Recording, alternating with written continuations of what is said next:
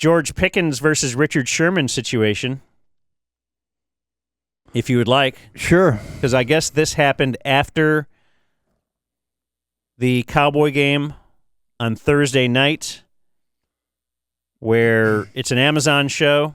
Richard Sherman is on the Amazon set, and it's really weird because I wanted to find the full context of all this, and if they were all ripping on George Pickens, they weren't. They were all talking about how great the Lions played, and Amon-Ra, and then they throw it to Richard Sherman. He's going to say this, and then they're going to throw it to someone else, and they're going to go back to the line. Like, Richard Sherman was the only one who focused on the Cowboys in the postgame, and this is what he said. The big story here is George Pickens. George Pickens throughout the game, especially late in the game, just looked uninterested in playing football. And that's what you can't have. If you're going to be a superstar, if you want to be the best receiver in the National Football League, you can never be disengaged. It doesn't matter if the game's going your way or not going your way. You can't just disappear in these games or else you're not going to have impact. And just right here, cruising routes. You're the guy. You're the guy. CD Lamb is not in this game. He's out, and you get intercepted on your slant routes, and you can't be the guy and half-ass it. I'm sorry, that's just, you can't, it's unacceptable. And if you're the Dallas Cowboys and you're looking at him and you're looking to pay him big-time receiver money, $40 million, you got to look at this tape and say, hey, is this a guy we can trust paying $40 million to show up regardless of circumstance? Yep. I don't know. I mean, it's something I thought about right while watching the game and then after the game, and that is a thing that, you kind of get the feeling that there's going to be something with George Pickens in the future. Is he a guy that you want to pay $30 million a year to? He's going to make that somewhere. On those good games, you certainly think he is. So I think disinterested, right? That was probably the key word that got everybody worked up. Because that was basically post-game analysis. Like, that wasn't anything. Yeah. One of the I remember you've probably seen it a bunch on Twitter or whatever. Just one of the plays near the end of the game too, where it seemed like there was one kind of within reach, but he just never really even gave it an attempt. I don't disagree with what Sherman said. He looked weird. He looked different in that game. And yes, with CD out, I guess it was even more time to step up and be Super George Pickens. And he's also right that, yes, he's playing for a lot of money right now. There's a lot of, discerning eyeballs on him, maybe more than in years past. I mean, he's going to get a lot of money no matter what. Yeah. Do you have the Pickens post game? Because he was asked about this. I just don't want to step in front of you if you're about to play it. No. What do you got? He said, in a game, he just saw a lot of coverages, and he said, for an all-pro corner to not realize, I drew double teams the entire night. CD went for over 100, and CD's backup went for over 100. So he was just saying, I drew a lot of attention. Yeah.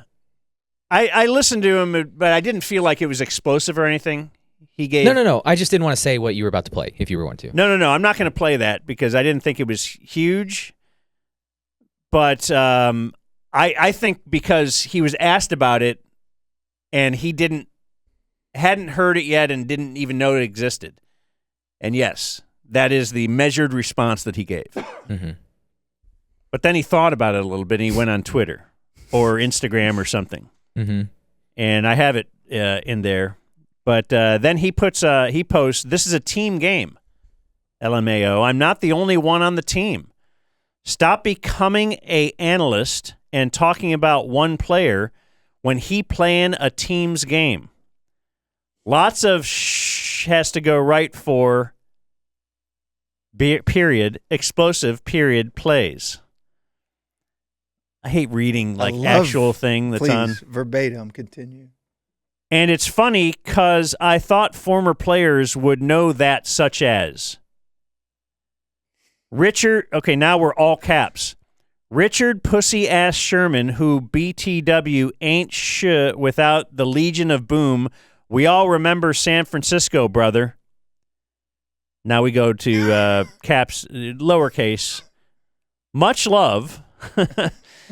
Don't speak on me unless you know the game of football. As a former player, not a dick riding fan analyst that act like double team is not a thing or certain bracket coverages don't exist. Knowing you played ball, which show me you a leech weirdo. Now Twitter, eat this up. So I'll finish it. me? Yeah, what is Oh, Yeah, what's- clouded world? I don't know. I don't know. Read it again, actually. The whole thing.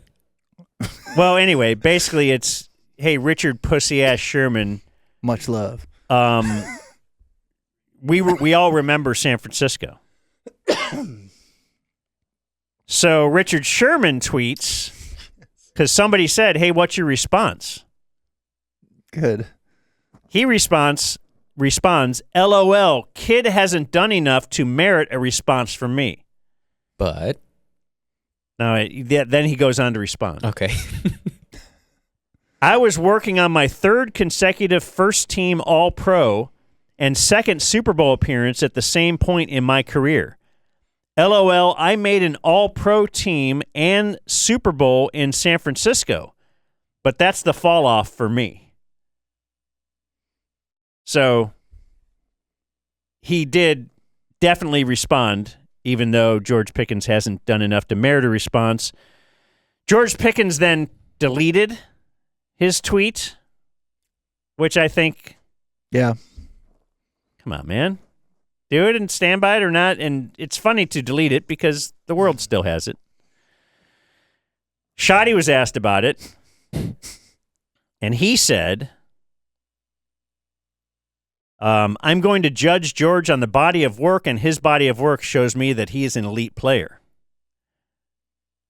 So he's got to walk this tightrope of angering George Pickens or trying to get the most out of George Pickens. And I think he's doing a good job there. I think publicly the only thing you should say is how awesome George Pickens is.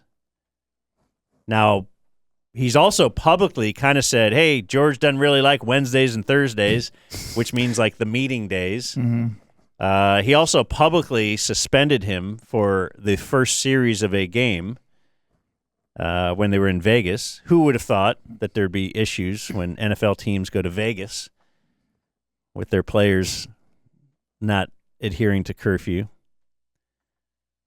So there we have the world of George Pickens right now.